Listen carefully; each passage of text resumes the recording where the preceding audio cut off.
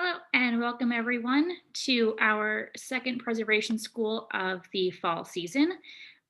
The first one we did last week is available on our website and also on our YouTube channel, as well as the rest of all of our other preservation schools, even from years past. We were already recording them, so you can check all of those out. We have two more coming up on the following Thursdays, the rest of Thursdays for October the 22nd and the 29th. You can register for those. And those will also be recorded as well and available on our website and YouTube channel. We also have our Landmarks Line coming up. That will be on November 10th. You can find out more information about that on our website as well. We are honoring ourselves this year for our 50th anniversary. So please feel free to check that out. If you have any questions, contact us. And with that, I will hand it over to George. Oh, great. Thanks, Michelle. Okay, so, all right, so first, just a little bit about me, just so you're all clear. I'm not a preservationist, right? I would never call myself that. I'm an urban planner, and I do zoning work in New York City. But, I would call you a preservationist. Pardon me? I would call you a preservationist. Oh. But well, I don't have any of the background, right? There's like, it's a field, right? And it's a field that, I respect too much to call myself a preservationist. Let me put it that way. And so it's a relatively small group. I'm a practitioner. I'm a zoning person. I'm not a teacher. This is not a canned lecture that I've done before. This is something I put together for this. If I'm using jargon or you don't understand what I'm talking about, you can feel free to stop me, especially since it's a relatively small group. Just don't be shy. Hopefully I will leave some time for questions at the end. All right, so we're going to go through a few things today: history of zoning in New York City. And then we're going to talk about, when zoning doesn't fit and when it fits, and then how that impacts preservation. We're going to go through some examples, and we're going to finish with changing your zoning if you think that your zoning is not good. Okay, so New York City adopted the nation's first zoning resolution in 1916. And this building, the Equitable Building, was the spark that created it. 42 stories straight up at the street line, taking up a block in Lower Manhattan. And the idea is that this building just blocked out the sky, made the streets very, very dark. And we needed to have some regulations of building form because of what building form could do to the public areas of the streets in the city. And also the code regulated, not only regulated form, it also separated uses. Before this time, you could have noxious uses next to residences, and a lot of those industrial uses were separated from residential uses. This is a 1916 zoning map. Its height in 1916 was regulated by these numbers. You see in Midtown here, you have 2s. In most of Manhattan, you have 1.5. Lower Manhattan was a 2.5. Really, most of the city was a 1.5 zone. And what did that mean? Essentially, it said, take the width of the street, you front. So if you're like at a typical 60-foot wide street, you multiply it by that number, 1.5. And that meant you can go up 90 feet from at the street line. So essentially, street width times this number is the height of your building, the maximum height of your building at the street line. But that's just at the street line. But it was very powerful. You look at Park Avenue, right? Park Avenue is a street that's 140 feet wide. At 140 feet wide, why do all these buildings line up? Well, because it's 1.5 times the width of the street is 210 feet, which is still the height limit on Park Avenue. It's been the height limit on Park Avenue since 1916, except for a brief period in the 1960s when towers were allowed. That's why you see this building over here, which was built in that brief period. Above the base height though, so you can go up to that height according to the height district. Above the base height, you had to set back, and so you ended up with this wedding cake style. You could do constant setbacks like you do see here on West Street, or you could have more essentially steeper setbacks that allow you to go straight up further, like the Chrysler Building.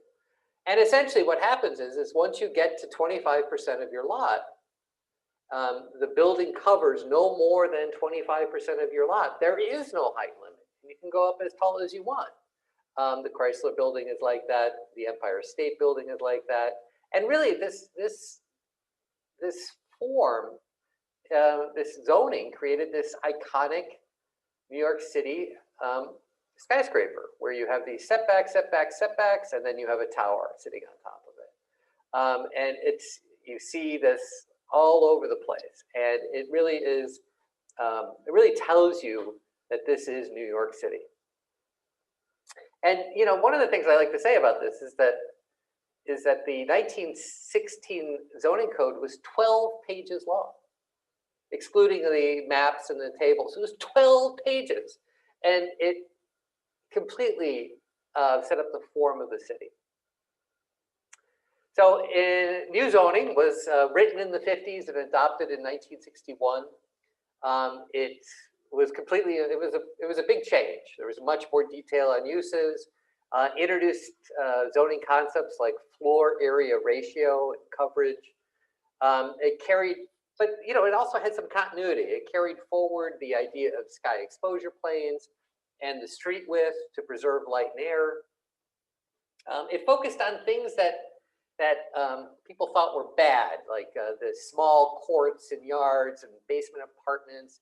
It encouraged good, at least good, quote unquote, because it was good at the time. It's open space, off-street parking, like, if you wanted to have parking, it was required, and it had all kinds of accommodations. And essentially, at 260 pages, the new zoning, it was a reflection of the values of the time, right? We would essentially get rid of the tenements and build towers surrounded by trees and grass and parking, and we'd rebuild the city. And I have here a picture, an aerial of East Harlem. This is Central Park, actually, over here. And the whole idea, it really is a reflection of the time, because we were going to tear down all the tenements, right? The tenements were terrible, and we were going to rebuild them in these towers in the park, and surrounded by green space, and everybody would have their own parking space, and it would be great. We would live in the sky in these towers, and in fact, East Harlem, they got a fair way down that road as we tore down much of that community district. And this was not an intellectual idea. It was, but it was widely held, right? I show a picture of Superman here that essentially reflected the attitudes of the time, where the slums were terrible. If only we could find some way of remedying the slums, because they were bad for everybody, bad for health, bad for delinquency, as Superman explained. And in fact, it was something that had very wide appeal, that people wouldn't have to live in slums anymore. It was part of the common understanding of everyday people. And the 1961 zoning resolution, it painted the city with this very broad brush. It was designed for a city of 12 million people. And you would have, like, this is a zoning map, a portion of the zoning map from Brooklyn, where you have this vast area painted with this R6 zoning district, with a couple of, the industrial area here where people would work, and a commercial area here where people would shop. But everybody would live in an R6 district. And what does that mean? Well, an R6 district in 1961 meant this, right? It meant essentially a tower, relatively small tower, not very big, but you would have open space, you would have a parking lot, and you know, in 1961, Brooklyn didn't look like this, right? And so what was that saying? It was saying that we were going to tear the city down and we were going to rebuild it. We were going to rebuild it better than it was before. And the new zoning, if we want to really be frank about it, was openly hostile to historic neighborhoods. Because even Superman hated the tenements. And I bring this up again, and it's the last one I'm going to do, but for 30 years, this is a theme that we were going to tear down the city and rebuild it.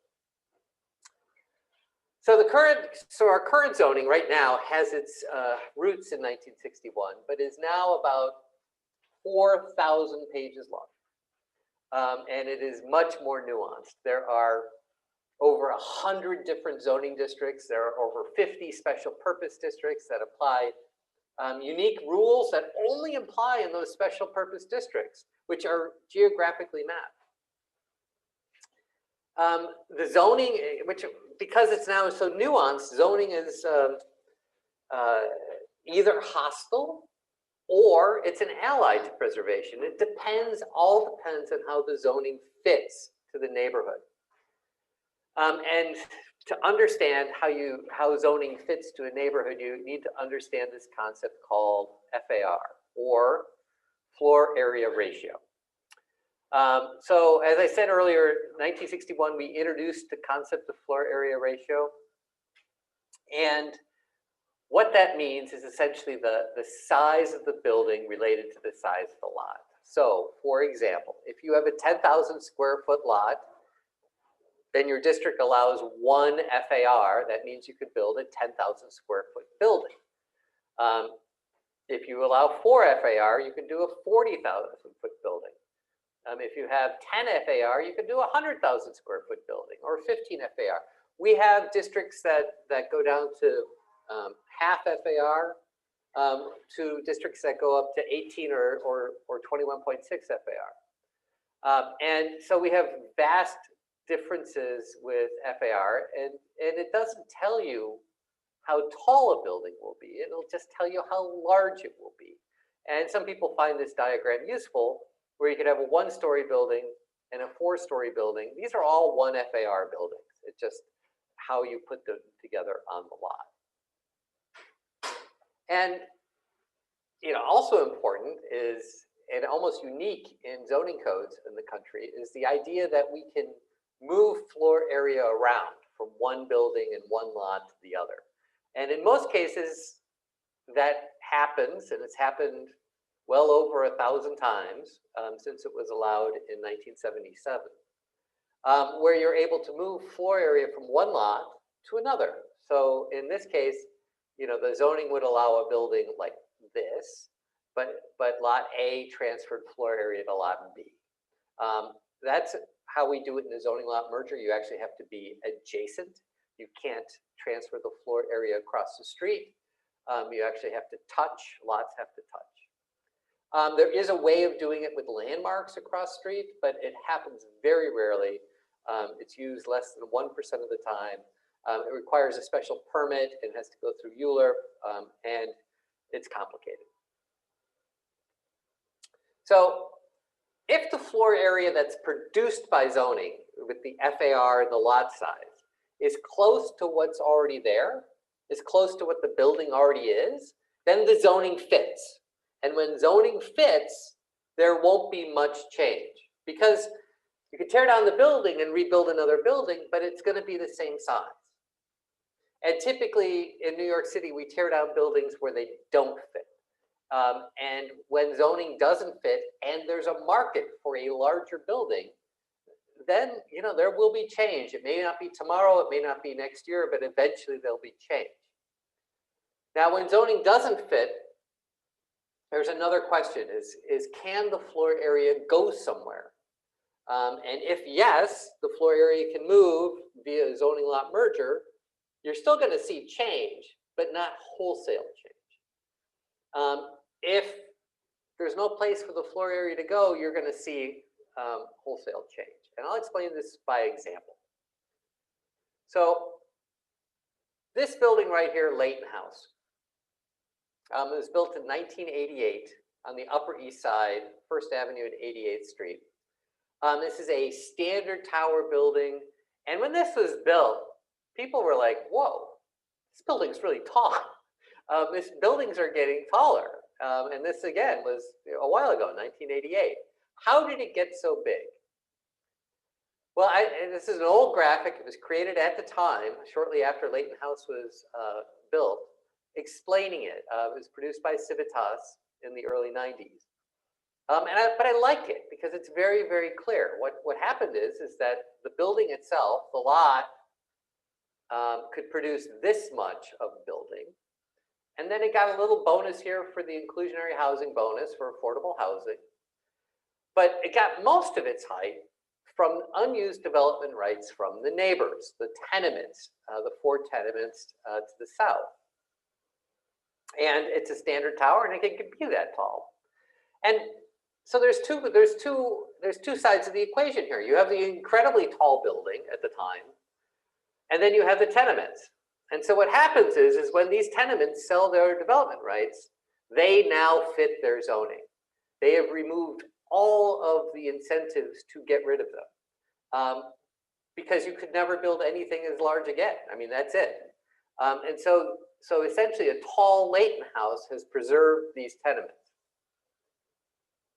Now, Leighton House couldn't be built again like this because it's a standard tower. And we no longer allow, in most of these residential areas, standard towers. And in the high density districts, you essentially have these 3 commonly used forms. You have the standard towers, which are, again, there are very few places where they're allowed. Tower on base is become very common. And then you have contextual districts, which essentially exchange height for mass. So in 1993, we replaced the standard tower regulations, or actually they're still there, but essentially in most places you're required, if you're going to do a tower, since 1993, you have to do what they call a tower on a base. And this is a 2003 tower on base building on 90th Street, 3rd Avenue. And essentially, it's a very prescribed building form. You have to have this base. It's between 60 and 85 feet tall. It's actually designed to sort of match the neighboring tenements that were common in these sites. The tower itself must cover at least 30% of the zoning lot, but no more than 40% of the zoning lot. It has to have 60% of the floor area under 150 feet. And this form, it encourages the zoning lot mergers with tenements. So these tenements are counted as floor area under 150 feet, which help in the zoning calculations. And so you see this form all the time. It's become common, especially on the Upper East Side, Upper West Side, in places where you have this high density zoning. Chartwell House, which is on 2nd Avenue, it essentially takes all of the floor area from these tenements, these 5 tenements, to make a very tall building with these tenements and preserving the fine grained nature that you actually never see in modern buildings, where you have 6 storefronts, 4 building lobbies. I'm sorry, 3 building lobbies in 100 feet of street frontage here. So if the zoning doesn't fit and the floor area can't go up, well, then what happens? And so this is the contextual, high density contextual envelope. Well, what happens is it goes sideways. This is a good example. It's on Lexington Avenue, 97th Street. It's a split lot district, but they're both height limited. There's a tenement at the end here that's been able to transfer its floor area. Essentially, these high density districts can use the floor area from 1 or 2 of the tenements, but it's not going to be able to use the floor area from 4 or 5 because there's a height limit and there's a limit to how much floor area that can be transferred. So what happens is that it goes sideways and you lose more of the tenements. And in mid-rise districts, it's often even worse. I like to use this example of 4th Avenue in Brooklyn. because this was rezoned to R8A. Gosh, probably about 15 years ago now. And people were really surprised when it started coming in. Developers started coming in, buying up these sites and putting up buildings like this. And what happens in the R6A envelope is that it's tight, but it's tighter because these buildings, for the most part, required parking. And so you have a lot of parking in the base here, which fills out the envelope. Parking doesn't count usually as FAR. It doesn't count as floor area. So it's free, essentially taking up space in your building, but not using up floor area. So if this building here in red is ever going to use its floor area, it has nowhere to go. So this building will eventually be demolished. And this is another one. Again, I live on the Upper East Side, so a lot of these are places that I know. This is York Avenue and 79th Street. And I like bringing out this example of a preserved building. Is that preservation? I think it's a fair question. So, but it has to be said, a lot of preservationists that I've met, they hate zoning lot mergers because they can produce enormous buildings, especially in the very high density districts in Midtown. This is a wonderful example of how zoning lot mergers can produce enormous buildings. So this is one zoning lot at 57th Street and Broadway. It's nearly the entire block. It's made up of 9 tax lots. It includes these 3 New York City landmarks are on this zoning lot.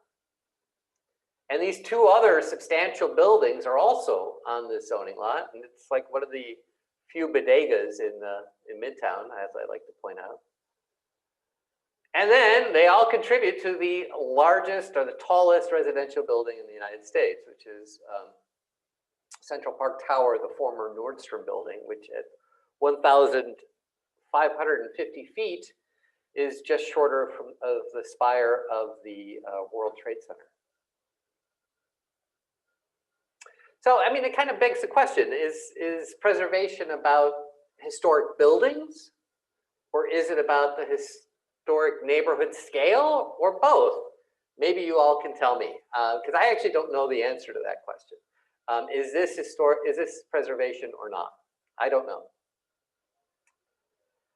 But I can say that zoning is about neighborhoods, and it directly preserves or undermines the historic scale of neighborhoods.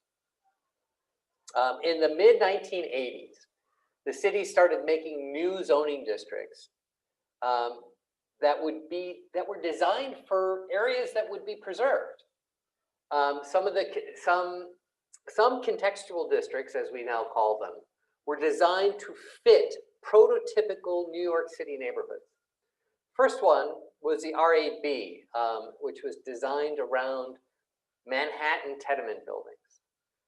Then we got the R6B in 1987 for brownstone Brooklyn, or for essentially Brooklyn brownstones. It was essentially, we finally acknowledged that we weren't going to tear it all down and rebuild. That at least in some places, we were going to map these preservation districts that would work to preserve the buildings that were there. And, you know, essentially preserving the scale and the buildings of historic neighborhoods. So the R6B is a 2 FAR district, has a 50-foot height limit. This is a street where it's mapped. It's in Park Slope between 6th and 7th Avenue and 6th Street. You know, it's not shrink wrapped entirely.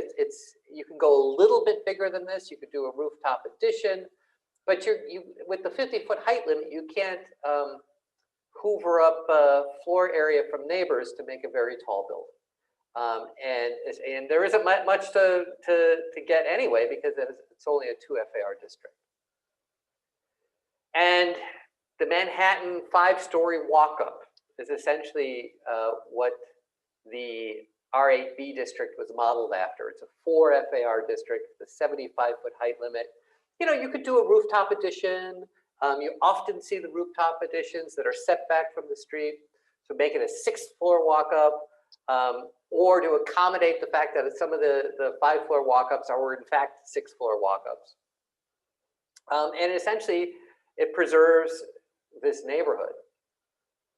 And the R8A, or I'm sorry, the R6B and the R8B, this is R8B, R6B, the highlighted areas are where they're mapped currently. There's also an R7B, but it's a much smaller area. These are probably some of the best preservation success stories that zoning has. R8B, Upper West, Upper East, Lower East, some scattered areas in the Gramercy, R6B, Park Slope, Sunset Park, and other areas in Brooklyn and Queens. And, you know, that was just, you know, the 80s and 90s. In the 2000s, there were several successful preservation zoning efforts. These were done under the Bloomberg administration, and they were city sponsored. And like this is Flatbush. And what you end up seeing here is like you have these R6s. This already had a lot of different districts in it. But you have like these R6 districts here, which essentially had single family houses on them for the most part. And a lot of these R6s were rezoned to R5Bs, which, you know, they do allow for some small apartments, but it's a much more in keeping with what was there. But, you know, it also had R7 districts, which were rezoned to an R7A, which the difference between those are the same density. It's just that one has a height limit and the other doesn't. But you also see something here. You also see something here that you would never see today. You have these scattered R1 districts. R1 districts are for single family houses, right? They have like a 5,000 square foot lot limit, minimum limit. Essentially single family detached with yards. You actually saw the R1 districts increase. You saw an area zoned R7 rezoned R1 as recently as 2009. We would never do this today. This is something that would never happen today. Bayside in Queens, this was another one that was done in the 2000s. And essentially, you know, this is again largely a single family home area. And what this was a way to address the McMansions, as they call them, to try to be a little bit more fine-grained, to put contextual zoning even in the single-family housing area. So you have this, you know, R2, which was everywhere, now R2A, R1, and again, this is a sensitive rezoning that is essentially designed for the buildings that were there. But as I was saying, the city doesn't do rezonings like this anymore. We just don't. The Bushwick rezoning, which was proposed this year, essentially died because the council member didn't allow enough upzoning to justify rezoning it. Essentially, city planning said they weren't going to go forward with what the council member wanted because it wasn't enough of an upzoning. And what's happened now is rezonings happened according to the amount of affordable housing they bring. That is the thing that we rezone for, because the major reason to rezone now is to create mandatory inclusionary housing areas which require affordable housing in the building. But that only triggers when there's a substantial upzoning. And there wasn't enough substantial upzoning in the Bushwick rezoning to justify it for city planning. But it was actually a very sensitive, very well done rezoning in terms of the historic context of the neighborhood. I'm sorry, George, what is upzoning? Ah, thank you. So upzoning. Upzoning is where you allow for larger buildings. You're increasing the FAR. So we went through, each zoning district has a number associated with the size of the buildings that it allows. And upzoning increases that number to allow for larger buildings. And so now, whenever there's a substantial upzoning to allow for larger buildings, mandatory inclusionary housing kicks in, and a portion of those buildings must be permanently affordable housing. So East Harlem was rezoned in 2017, one of the first few neighborhood rezonings. And essentially, mandatory inclusionary housing, it was rezoned for increasing the density along 2nd, 3rd, Lexington, and Park Avenue, so that bigger buildings would be allowed. And every time a building was built in one of these avenues, a portion of it would be for affordable housing. And at the same time, some of the mid blocks were rezoned to R7B, which is kind of in between the R6 and the R8, and is one of the few places where it's appropriate is in East Harlem. And that's a preservation district. So the city is absolutely willing to do preservation zoning, but it's going to be something that's also tied in with upzonings to create affordable housing. And it needs to be said is that this came out of a community board driven effort to rezone Park Avenue, because Park Avenue at this point is mostly parking lots and it's small industrial uses, and it's not very pleasant. You have a big viaduct and people wanted a better neighborhood, but zoning was actually preventing it from happening. And so, back, years, 2012, they started this effort to try to get this rezoned, and 5 years later, there was a much larger rezoning that happened. But the problem is like, what happens if you're trying to downzone your R6 to match context, and where you're going to upzone to get affordable housing and a rezoning? East Flatbush is a place that's been trying to do this. They've been trying to do a rezoning, and large swaths of East Flatbush are zoned R6, which allow for buildings like this in a neighborhood where there's a lot of single family houses. And so you end up with this sort of thing where you have this 6 or 7 story tall apartment building next to a single family house that has yards. And it was never designed for this. And on some streets, I actually would say that they're too far gone to be rezoned, right? Where you have several of these buildings. You have this mixture of the houses with the apartment buildings. And they really can't be downzoned anymore, or it's not responsible to, reduce the FAR to produce houses while you have these buildings there. The buildings are there. But they still have areas in East Flatbush. And I don't know how many of you know this area. I've lived in New York for 23 years, and I had never been out there, not once. And I only started going out there when they were investigating doing a rezoning, and it's a fascinating area.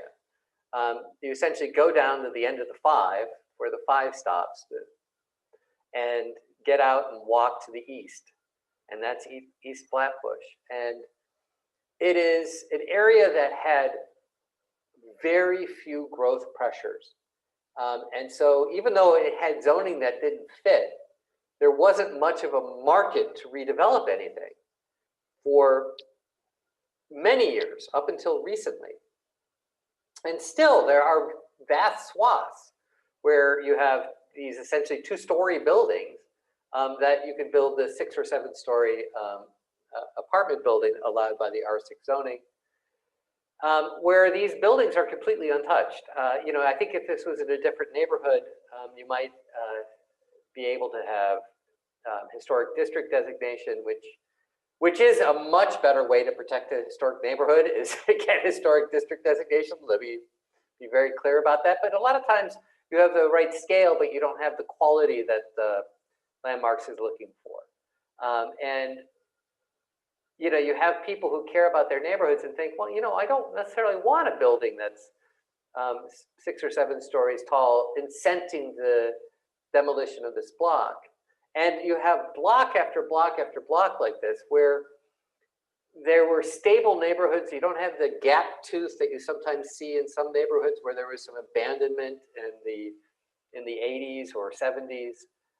It was largely intact and pretty awesome neighborhoods with zoning that doesn't fit.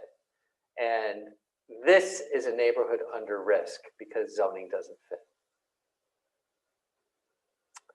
So what do you do? So that is a community board in East Flatbush trying to get the zoning changed.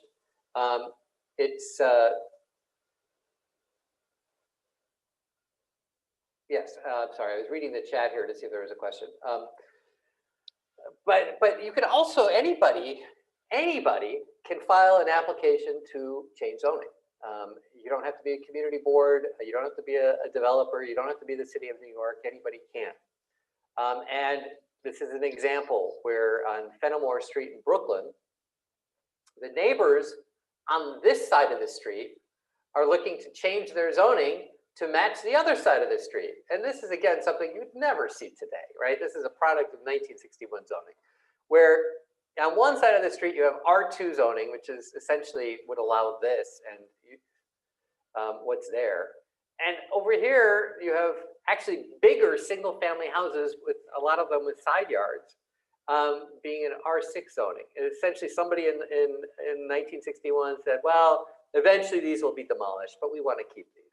And the people who live here are like, yeah, we want to keep these houses. And so they're looking to get their zoning changed. But a private application is a long and uncertain process and very expensive. And I only know about this is because they're having trouble. And they called me up and asked me for advice. And because it's complicated. It's a complicated technical process to get your zoning changed. If you're just a citizen or a group of citizens, or in this case, a block association, it's hard. You need patience and money, experienced help, and frankly, none of that is easy to find. Especially what you're trying to do is limit the development potential of your own property. Usually, it's not in your financial interest to do that. But it may be in the interest of the neighborhood. But just because it's hard doesn't mean that folks shouldn't try. And I'm going to go through a couple of things to think about, and I'm going to be wrapping up in just a few minutes.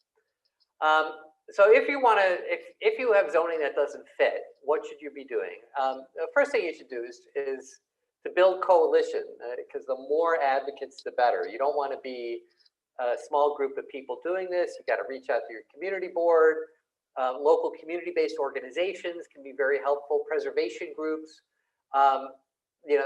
Friends of the Upper East Side got a zoning change done. Landmark West is working on a private application right now. And also you need to talk to your elected officials. Your borough president can be very helpful. You have to have your council member on your side, because if your council member doesn't like it, your zoning will never pass. Once you've built your coalition, you see if you can get DCP interested in a rezoning. So you don't have to sponsor your own rezoning. If DCP likes the idea, they will prepare an application themselves. Now, it doesn't happen often. It used to happen more often in the past under previous administrations. But again, that's how the East Harlem rezoning started. It was getting DCP interested in it. But of course, when you do that, you give up control. You can't do it by yourself. Its process is complicated. You're going to need help. And then you get educated, because you may think, all we need is a downzoning here. But there may be a better solution. It may be a special district. It may be different kind of bulk controls. It may be a larger area to get more people interested. And then finally, you have to be proactive.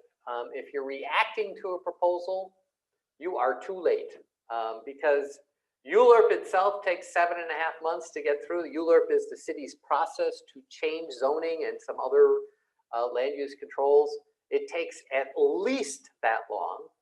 And then the part leading up to that process can take 2 years, right? I mean, this letter I'm showing you from Fenimore Street is dated in 2018, and I just talked to them a month ago. But if the zoning doesn't fit and you care, then you should do something. And then finally, this is probably the most I'm going to editorialize, because the question is what is zoning for? And I think affordable housing is very important. But the question is should it be paid for with the zoning resolution? Now, I think schools are important. But should they be paid for with the zoning resolution?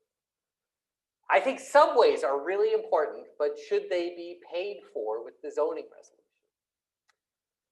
And I think, for me, my opinion is that no, and that the impacts of what we call zoning for dollars, essentially using zoning instead of taxes, are felt locally, right? I mean, so if you increase density in one place, the impacts are felt in that one place.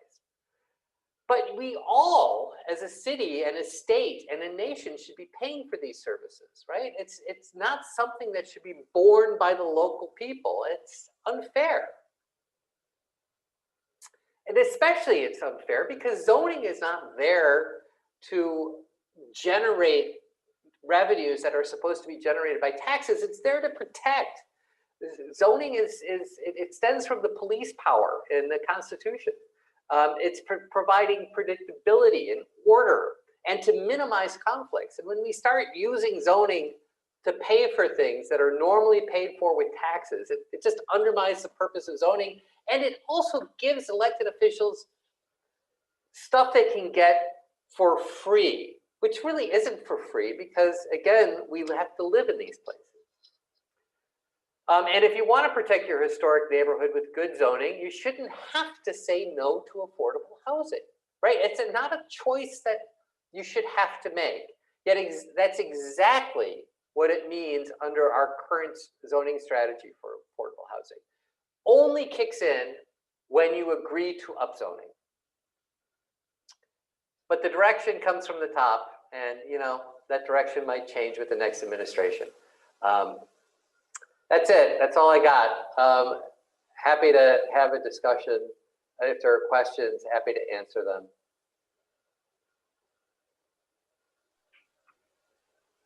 If anyone has any questions, feel free to put it in the chat. That's usually easiest.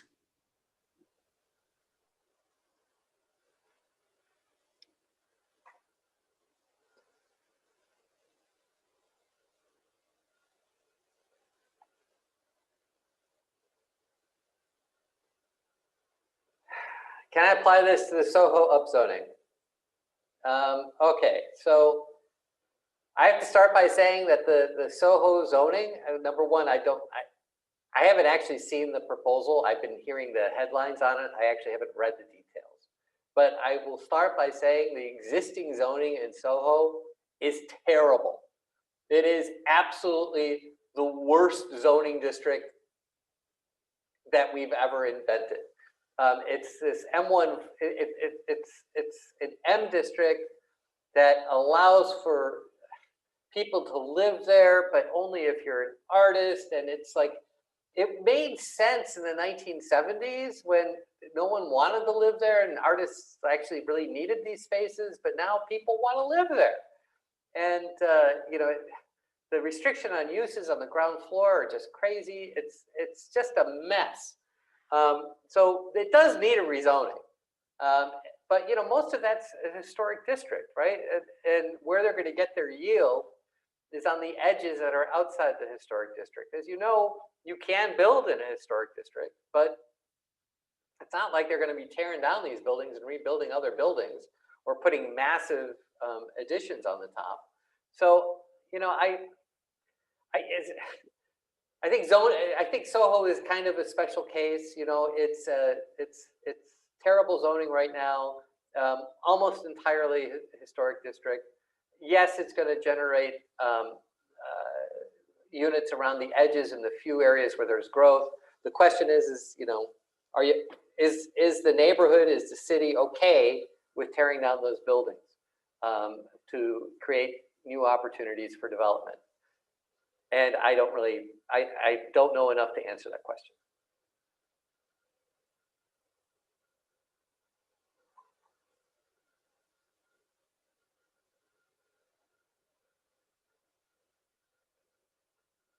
$800 affordable, 3,200 high-end apartments. I wonder how many of those will be inside existing buildings, though, right?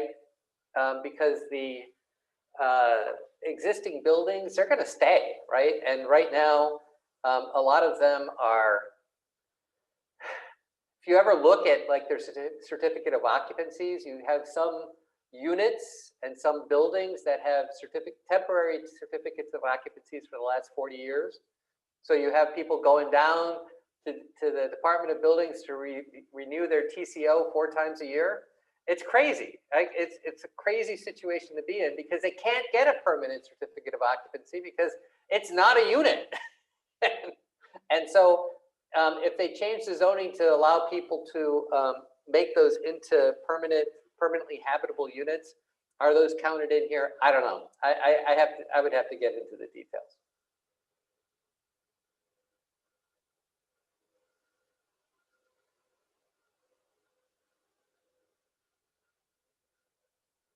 Oh, okay. There's some questions earlier. Yeah, and so mandatory inclusionary housing, the amount of affordable that's required is dependent on the level of the AMI that's required for the specific rezoning. It ranges from 25 to 35, I believe, depending on the level of AMI. Area median income, it's the essentially what the rent's going to be.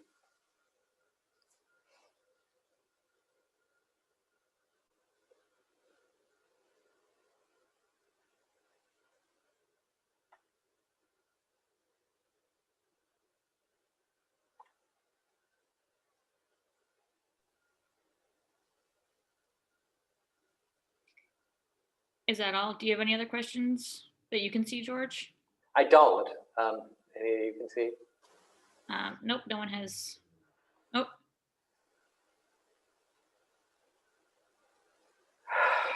Well, okay. So in my opinion, as the zoning person, when somebody comes to me and says, "Oh my gosh, there's this historic neighborhood and the zoning doesn't fit," the first thing I say is you should go to landmarks and get a historic district or a landmarking, right? I mean, because that's much more effective than zoning. Because in zoning you can still tear down the building. Yeah, you may not be able to build a bigger building. You're removing the incentive, but you could change the windows, you can change the color, you can change the cornices. All of these things that are important for the historic integrity of the building. All that stuff can change. It's really more about the scale and removing the incentives to make changes, but you can still do it if you want. So my feeling is that historic districts is the way to go. But even then, still, you would want your zoning to at least fit relatively well. I seem to recall it was about 15 years ago, some Starchitect type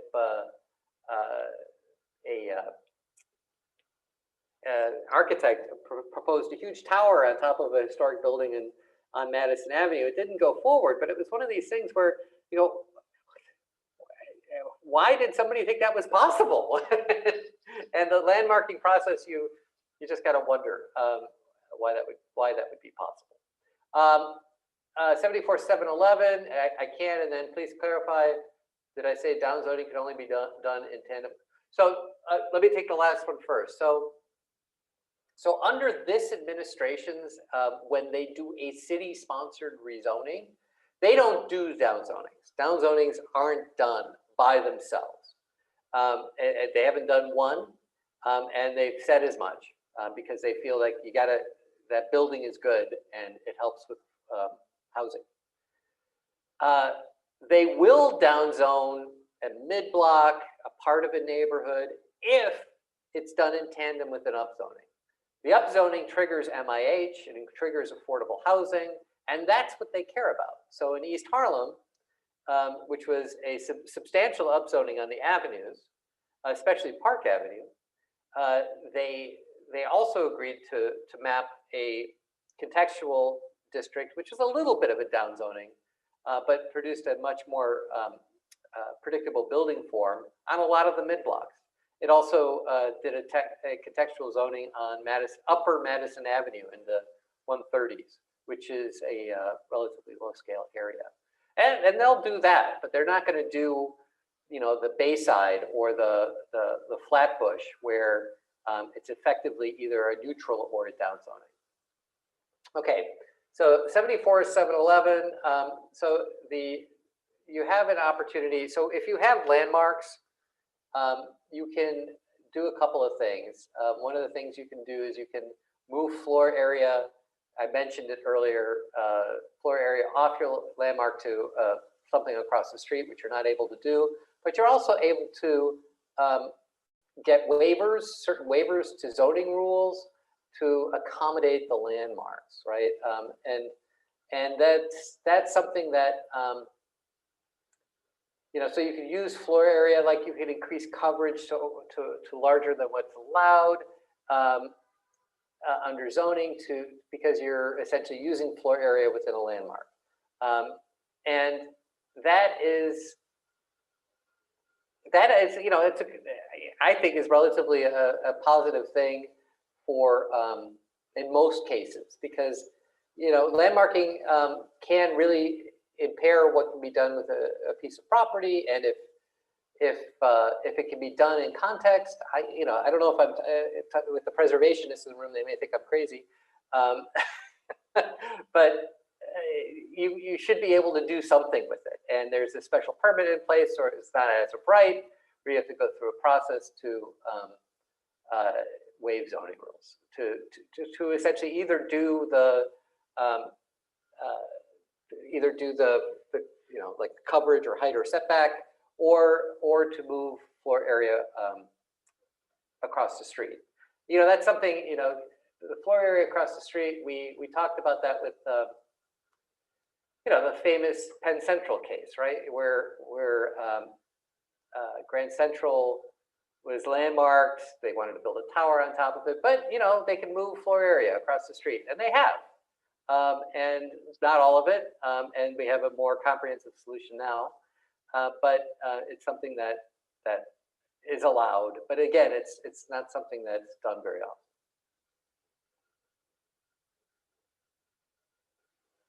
I don't know. Do you want me to get into more? All right.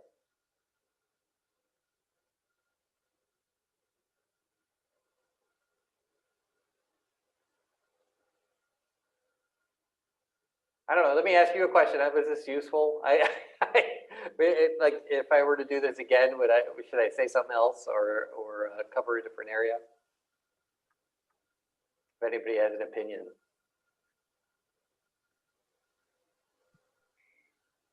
I thought it was helpful, but I would like to hear from other people. Do you want us to speak or type? Speak. Okay, I found it useful. I'm the one who was asking the questions about 7411 in Soho. I used to chair the land use committee of Community Board too, back in the 90s. So I do know something about zoning. I found it very useful because I didn't really look at the history that much in the past. Yeah. And that is a background, and the discussion and the whole thing I found extremely interesting and very well presented. And I really appreciate it. Oh, great. Thank you. Thank you. I'm glad to hear that. This, as a practitioner, I don't very often go back to actually do something like this, right? So I'm glad to be able to do it. Yeah, I consider myself an educated amateur. But this really helped. Thank you. Oh, my pleasure.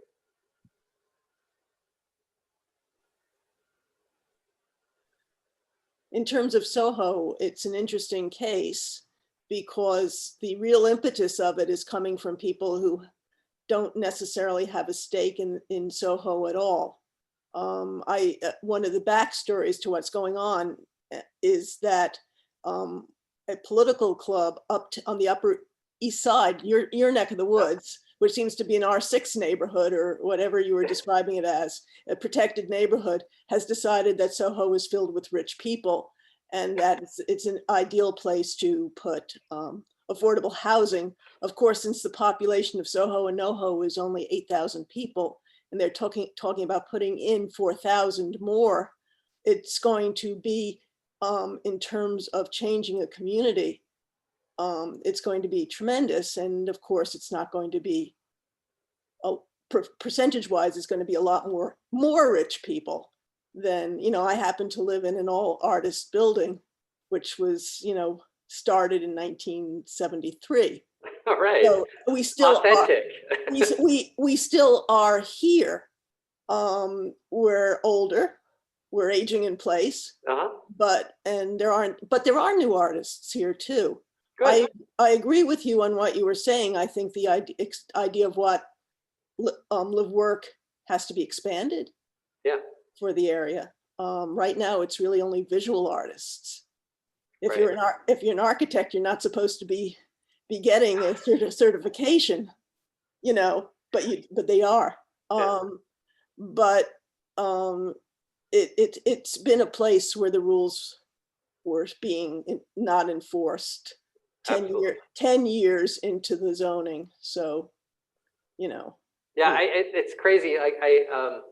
I did a study a few years ago about how the Nike building on Broadway got built.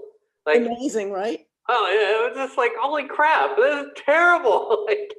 Why do we have zoning like this? Well, we actually have, because they're being called they're not being called a department store. Department stores have a limit in size in Soho. You can't have more than 10,000 square feet. Right. Nike isn't a department store. It's a sporting goods store. Or a sports store or something like that. Right. And so they got that plus the whole bit about the foundation. But right. We're not going to go into details on that one. I'd love to see what you wrote. Sure.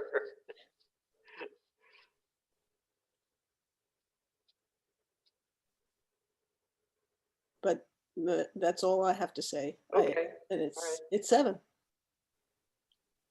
Well, the timing worked out. That's good. Yeah, this is great. So if there are no other questions, I think we are good to end it. Thank you, George, so much. This was great. It was my pleasure. It was my pleasure. I'll send you a copy of this in case anybody wants it. Oh, that'd be great. Okay. All right. Very good. Yeah, thank you. So, thanks for coming. I will send the link to the PDF and a link to the video when I have them to everyone. Thank you. Okay, thanks. Bye.